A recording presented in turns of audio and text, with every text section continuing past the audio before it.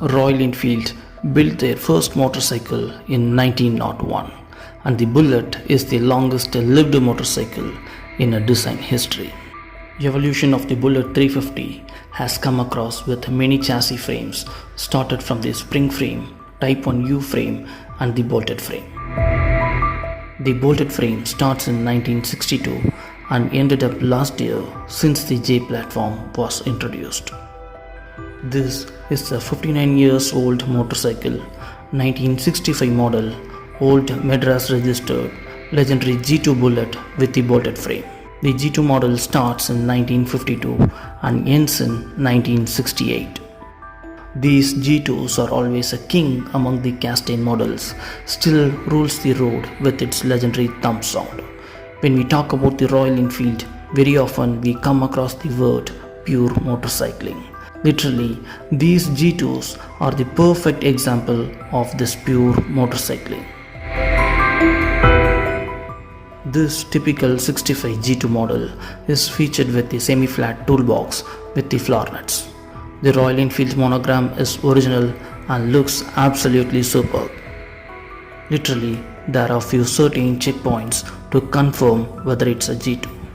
The 3-screw breather arrangement, V-cut below the gel core, pressure relief valve bolt and the oil drain bolt at the bottom, and these are the few physical criteria that a typical G2 must comply with.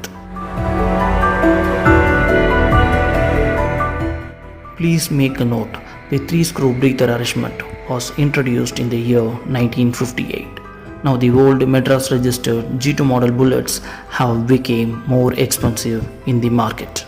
This typical G2 is featured with the original bucket fenders at both the ends, and these fenders are quite expensive and very rare nowadays. Thanks to the Pakka bucket fenders, this is how a typical 1965 model G2 should supposed to have. The headlamp layout is from Lucas and originally made in England. The rear Armstrong styled double cup shock absorbers looks pretty nice. In a G2 motorcycle, the engine number starts with the prefix G2 followed by an Enfield India serial number.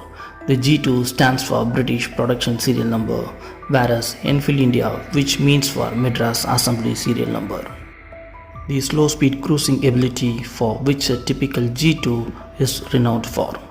Yes, it pulls very clearly without any single engine knock on a top gear at lower RPMs, which further eliminates the frequent gear changing.